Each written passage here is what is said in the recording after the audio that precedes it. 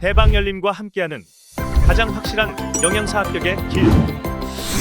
영양사 강의 진행 20여 년 이상, 수많은 합격생들이 추천하는 영양사 특강 열림 영양사 실전 모의고사 제1판 대표저자 5인, 가장 진화된 최신 영양사 수험서. 유사상호를 주의하세요. 대방열림. 예, 안녕하세요. 예, 지금 영양사 실전 모의고사 제가 풀이하고 있는데요. 예, 식품위생법규에 대해서 연달아서 제가 풀이해드리도록 하겠습니다. 일단 1회 영양사 실전 모의고사 식품위생법규 페이지 114페이지 92번부터 시작하도록 하겠습니다. 식품위생법규는 저희가 한 9문제 정도 계속 출시가 되거든요. 그래서 9문제로 해가지고 제가 계속 빨리 풀어나가도록 하겠습니다. 그리고 식품위생법규는 딱 정해져 있는 다보고 법률에 대한 거기 때문에 여러분들이 암기하는 방법밖에 따로 없어요. 그래서 이 암기하는 분량이 조금 많더라도 여러분들이 좀 많이 나온 거 위주로 암기하시다 보면은 제가 쉽다고는 말씀을 못 드리는데 그래도 많이 나온 거 위주로 좀 말씀드리도록 하겠습니다. 92번, 114페이지 92번. 식품위생법에서 정의하고 있는 식품은 무엇이냐? 식품위생법 가장 먼저 나오는 제2조의 정의라고 나오거든요.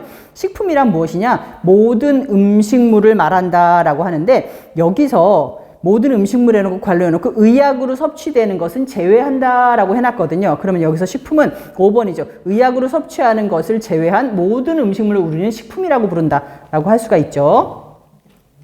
네, 그리고 93번 볼게요. 93번은 식품위생법상 건강진단 결과 영업에 종사하지 못하는 사람의 질병은 이라고 하는데 이거 문제 굉장히 많이 나오는 거거든요. 우리가 식품위생법 시행규칙 제50조에 보게 되면은 영업에 종사하지 못하는 사람의 질병이라고 나오는데 여기에 결핵, 그 다음에 콜레라, 장티푸스, 파라티푸스, 세균성 이질, 그 다음에 장출혈성 대장균 감염증, 그 다음에 A형 간염, 그 다음에 화농성 질환, 그 다음에 후천성 면역 결핍증이라고 나오는데 여기 해당되지 않는 거 한번 볼게요. 비감염성 결핵, 그 다음에 디프테리아, 화농성 질환, B형 간염, 과민 대장 증후군이라고 했는데 여기 1번, 2번, 3번, 4번을 우리가 들어본 적이 없어요. 하지만 화농성 질환은 영업에 종사하지 못하는 질병이 맞죠. 예, 화농성 질환 또는 고름형성 질환이라고 나오거든요. 이거는 종사하지 못합니다. 정답 3번.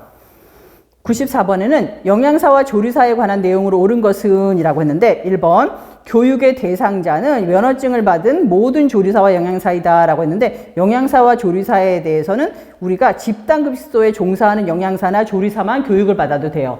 그리고 두 번째는 교육은 시도지사가 위탁한 관련 단체 또는 위생교육기관에서 실시한다. 맞고요. 3번에 교육은 시도지사가 위탁한 단체가 아니라 식품의약품안전처장이 위탁한 단체에서 하셔야 돼요.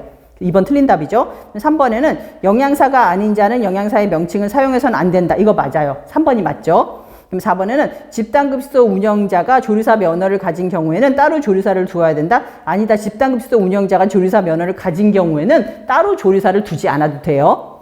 5번에는 집단급식소 영양사가 조리사 면허증을 가진 경우에는 따로 조리사를 두어야 된다. 아니다. 영양사가 조리사 면허까지 가졌을 때는 조리사를 따로 두지 않아도 됩니다. 그래서 정답은 3번이죠.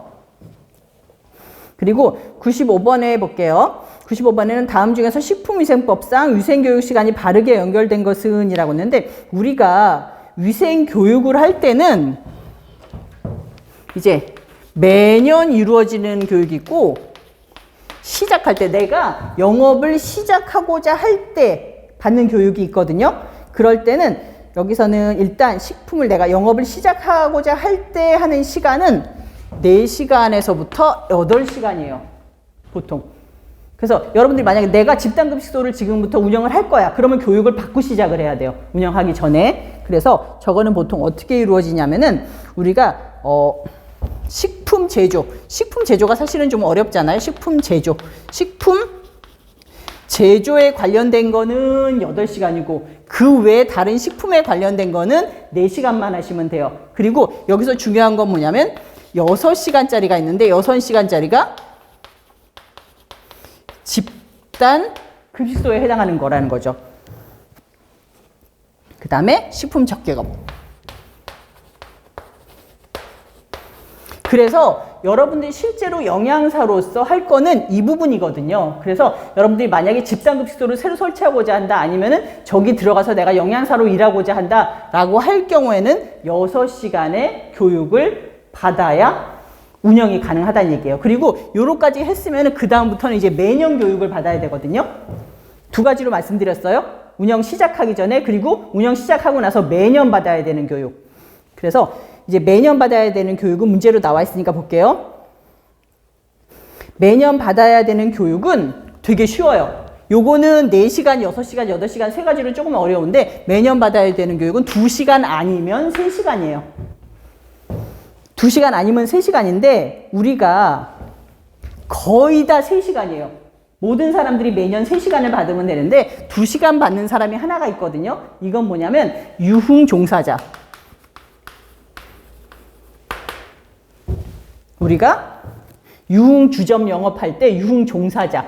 종업원이죠. 종업원은 그러니까 2시간 받고 나머지 사람들은 다 운영자들은 3시간 받으란 얘기예요. 그래서 보시면 1번 유흥주점 영업 유흥종사자는 4시간이 아니라 2시간. 2번에 공유주방 운영업은 3시간. 4번에 집단급식소 설치 운영자도 3시간. 식품 접객업도 3시간. 식품 제조 가공업도 3시간. 여기서 정답은 그래서 2번이죠. 이거는 여러분들이 그냥 쉽게 생각하시면 돼요. 매년 받아야 되는데 전부 다 3시간이고 유흥주점 영업할 때 유흥종사자만 2시간이다. 이렇게 알아두시면 돼요. 그래서 정답 2번. 그 다음에 96번에는 식품위생법상 건강 위해 가능 영양성분의 종류로 묶인 것은 이라고 하는데 요거 딱 정해져 있거든요. 우리가 식품위생법 시행령 제50조에 보게 되면은 건강 위해 가능 영양성분의 종류가 딱 나와 있어요. 그게 뭐냐면 나트륨, 당류, 트랜스지방이에요. 나트륨, 당류, 트랜스지방. 정답 2번이죠. 97번에는 다음 중 학교급식법에 나오는 학교급식 운영평가 기준으로 맞는 것은 이라고 했는데 1번 학교급식 위생, 영양, 경영 등 급식 운영 관리. 맞아요. 1번 맞고요. 2번에 학교급식 게시판에 올린 게시글의 수는 이런 말은 없어요. 게시글에 수 있으면은 만약에 우리 엄마 아빠 시켜가지고 다 올릴 거 아니에요. 그렇죠? 그리고 3번에는 학생, 학부모 및 교사 식생활 지도 및 영양 상담이라고 했는데 여기서 학부모 및 교사는 안 들어가요. 우리가 학생 식생활 지도 및 영양 상담이에요. 학부모는 안 들어가요. 교사도 안 들어가고요. 그리고 4번에는 학교 급식에 대한 급식 종사자의 만족도라고 했는데 급식 종사자는 누구냐면은 조리사나 조리원들이에요. 그 사람 만족도가 사실 중요한 게 아니라 실제로 식사하는 사람이 중요하잖아요. 그러니까 수요자의 만족도, 식사하는 학생들에 대한 만족도를 얘기하는 거예요. 그리고 5번에는 급식 메뉴의 편성 및 운영인데 급식 메뉴가 아니라 급식 예산의 편성 및 운영이라고 해야 맞아요. 97번에는 정답 1번이죠. 그다음 98번에 우리가 식품 섭취조사 이런 거 나오거든요. 국민건강증진법상 국민영양조사 조사사항의 세부 내용 중에서 건강상태조사에 해당하는 것은 이라고 했는데 국민건강증진법 시행규칙에 보면은 우리가 어떤 조사를 하는지가 나오거든요. 3가지 조사를 하게 되는데 하나는 건강상태고요.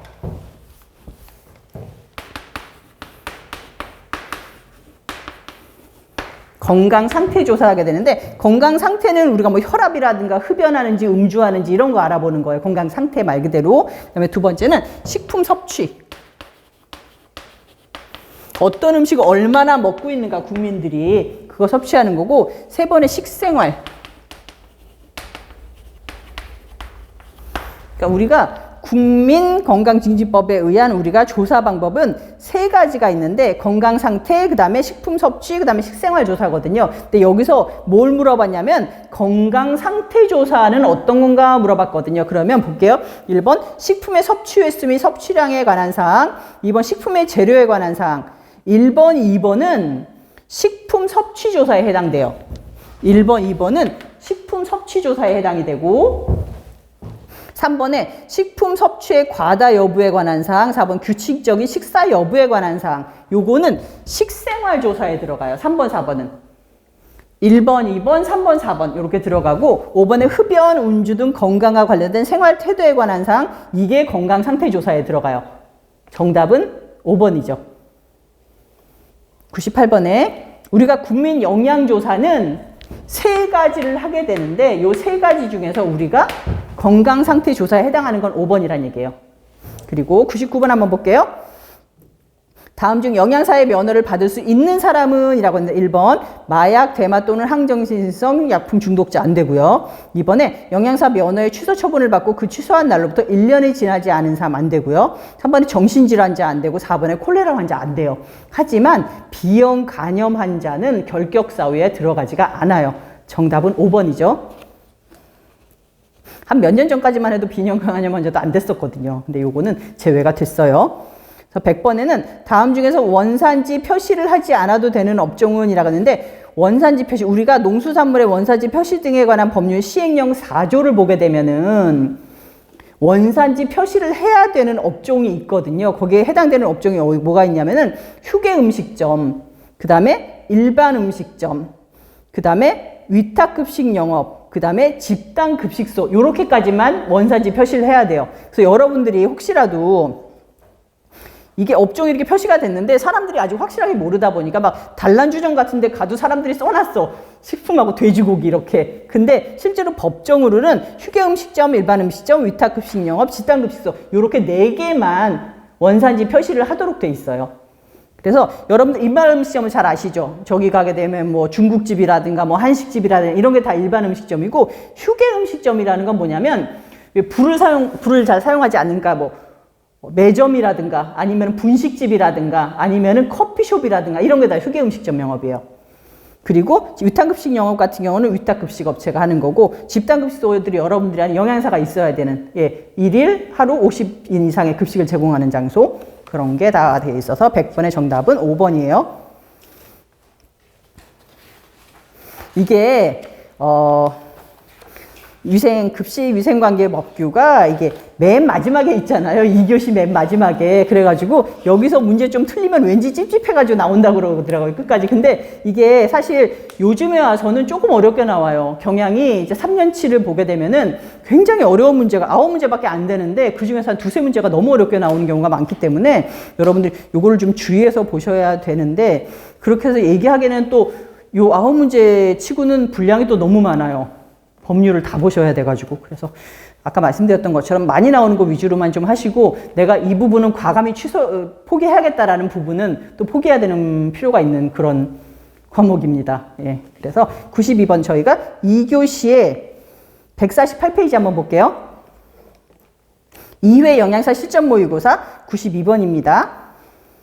148페이지 92번. 다음은 식품위생법의 일부분인데 관로 안에 들어갈 단어를 순서로 나열한 것은 이라고 했는데 제7조의 식품위생법 제7조에 보면은 식품 또는 식품 첨가물에 관한 동그라미 할게요. 기준 및 규격에 동그라미 할게요. 기준과 규격이 나오는데 밑에 나오죠? 뭐에 대한 기준과 뭐에 대한 규격이다라는 말이 나오는데요. 뭐에 대한 기준이냐면 제가사조보, 제가 제가사조보 여러 번 얘기했잖아요. 뭐냐면 제조, 가공, 사용, 조리, 보존 이거에 대한 기준이고 뭐에 대한 규격이다? 성분에 관한 규격이다. 그래서 제가사조보에 대한 기준이고 성분에 대한 규격이다. 여기 나와 있는 거는 우리가 사용, 보존, 성분이죠. 정답은 1번입니다. 요렇게 식품위생법 문제 중에는 요게 좀 쉽게 나오는 경우인데 법에 하나를 이렇게 중간에 딱 잘라서 여기 관로 안에 뭐가 들어가 있느냐 요렇게도 많이 하거든요. 93번에는 집단급식소 영양사의 직무에 해당하는 것은 이라고 하는데 1번 집단급식소에서 식단에 따른 조리 업무. 조리 업무는 일단 영양사의 업무가 아니에요. 이거 조리사의 업무죠. 2번에 구매식품의 검수 지원. 이거 조리사의 업무고요. 3번에 급식설비 및 기구의 위생 안전 실무. 이것도 조리사의 업무예요. 4번에 집단급식소의 운영일지 작성, 이건 영양사의 직무고요. 5번에 건강증진 및 환자를 위한 영양, 식생활 교육 및 상담, 이거는 뭐냐면 우리가 집단급식소 영양사의 업무가 아니라 국민영양관리법에 명시된 영양사의 업무예요. 우리가 위에 나와 있는 건 식품위생법이나 이런 데 나와 있는 영양사의 업무고 이 밑에 5번에는 그냥 얼핏 봐도 영양사의 업무가 맞거든요. 근데 이거는 집단급식소 영양사의 업무가 아니라 국민영양관리법에 나와 있는 영양사의 업무라는 거죠. 그래서 여기서 1번, 2번, 3번은 조리사의 업무고요. 4번은 집단급소 영양사의 업무가 많고 5번 같은 경우는 이제 국민영양관리법에 나오는 영양사의 업무다. 이렇게 보시면 돼요. 정답 그래서 4번이죠. 영양사하고 조리사하고 조금 헷갈릴 수가 있는데 영양사는 주로 뭐 운영일지 작성하고 뭐 검수하고 이런 관리적인 차원을 하고요. 조리사는 실무를 하게 돼요. 조리 실무라든가 안전 실무라든가 이런 식으로. 정답 3번입니다. 94번에는 위의 식품 등의 회수를 성실히 이행하여 행정처분을 면제받을 수 있는 수준은 이라고 했는데 우리가 식품위생법 시행령 31조에 의하면은 위의 식품을 회수할 때 행정처분을 감면받으려면 회수 계획량의 얼마? 5분의 4 이상을 회수해야 돼요. 정답 2번이죠. 그 다음에 95번에 영업자의 지위를 승계한 자는 그 사실을 식품의약품안전처장 또는 특별자치시장이나 특별자치도지사, 시장, 군수, 구청장에게 몇 개월 이내 신고를 해야 되냐면 1개월 이내 신고를 해야 돼요. 정답 1번이죠.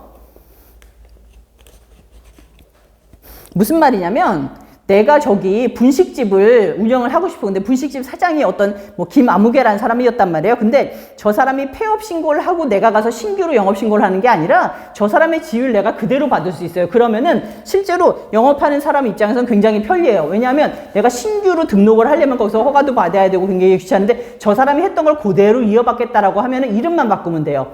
그러면은 이름을 내가 받겠다 그러면 내가 1개월 이내에 신고를 해야 돼요. 이렇게 바뀌었습니다라고. 그 다음에 96번에는 조리 제공한 식품의 매회 1인분 분량을 총리령으로 정하는 바에 따라서 144시간 이상 보관하지 않을 경우에 1차 위반 시 과태료는 했는데 이거는 보존식을 영양사가 갖춰놓지 않았을 경우에는 1차 때는 400만 원, 2차 때는 600만 원, 3차 때는 800만 원이죠. 정답 2번이에요. 400만 원. 97번에는 학교급식법상 급식에 관한 경비는 이거 실제로 여러분들 보존식 안 하잖아요. 그러면은 이게 행정처분이 나올 수가 있어요. 근데 그러니까 어떤 식으로 보통 주어지냐면 보존식을 안 해놨죠. 걸렸단 말이에요. 그러면은 보건소에서 이렇게 행정처분이라고 그래가지고 일주일 동안 영업정지 이런 게 나와요. 영업정지가 나오면은 그러면 이거를 대체할 벌금을 내게 돼요. 그럼 벌금을 400만 원을 내라 라고 하면은 벌금을 내고 영업을 계속하는 그런 형태를 많이 취하게 되거든요. 그래서 벌금 금액은 알아두셔야 됩니다. 97번에는 학교급식법상 급식에 관한 경비는 이라고 했는데 학교급식법에 의하면은 근데 여러분들이 문제 조금 까다롭게 보이시는 게 이게 식품위생법이 있고 학교급식법이 있는데 아까 영양사 직무처럼 학교급식법은 또 따로 나와 있어요. 영양사 직무나 이런 게. 그래서 조금 헷갈리실 텐데 여기서도 급식에 관한 경비는 뭐가 나와 있냐면 학교급식법에서 급식에 관한 경비라 함은 학교급식을 위한 식품비, 급식 운영비 및 급식시설 설비비를 말한다라고 나와 있거든요. 그래서 정답은 1번이에요. 아까 처음에 말씀드렸죠. 이게 이해해서 푸는 게 아니라 법률이기 때문에 한 글자도 틀리면 안 된다고. 그래서 학교급식법엔 똑같이 이렇게 식품비, 급식운영비, 급식시설 설비비 딱 나와 있어요. 1번 정답이죠. 그 다음에 98번에는 국민건강증진법에 따른 국민영양조사의 주기는 이라고 하는데 우리 국민영양조사 아까 말씀드렸잖아요. 이 세 가지를 하게 되는데 요거는 언제 한 번 하게 되냐면 매년 한 번 하게 돼요. 그러면 12개월에 한 번이라고 하시면 되죠. 정답 2번. 그 다음에 99번에 국민영양관리법상 영양식생활교육의 내용에 해당되는 것은 이라고 했는데 우리가 영양식생활교육을 하게 돼요. 그러면은 여기에 대한 내용은 뭐가 있냐면 1번 식생활 지침 및 영양소 섭취 기준 이거 맞아요. 1번 맞죠. 그리고 2번에는 당뇨 및 고혈압 예방 관리라는 말은 없어요. 우리가 비만 및 저체중 예방 관리라는 항목은 있어요. 비만 및 저체중 예방 관리. 3번에는 국가 식량 정책에 따른 메뉴 레시피 만들기 이런 건 없어요. 아예. 그리고 4번에는 새로운 자료에 대한 영양소 분석 이런 것도 없고요. 5번에는 생애 주기별 건강 가이드 만들기 이런 말은 없고 생애 주기별로 우리가 올바른 식습관 형성이나 실천에 관한 사항은 들어가 있어요. 우리가 영양 가이드가 아니라 생애 주기별 올바른 식습관 형성 또는 실천에 관한 사항이라고 해주셔야 맞습니다. 그래서 정답은 1번이죠. 그다음에 100번에는 농수산물의 원산지 표시 등에 관한 법률상 1년 이하의 징역이나 1천만 원 이하의 벌금에 처할 수 있는 경우는 이라고 했는데 이거는 실제로 보시면 여러분들이 1년 이하의 징역 1천만 원 이하의 벌금이잖아요. 여기서는 정답은 2번이거든요. 원산지 표시를 거짓으로 하여 표시의 이행 변경, 삭제 등 시정명령을 받고 이행하지 않는 행위. 이게 정답이 2번이고 그 대신에 1번, 3번, 4번, 5번은 7년 이하의 징역이나 1억 원 이하의 벌금이에요. 1번, 3번, 4번, 5번이 훨씬 더 센 범인 거죠. 그래서 정답은 2번입니다.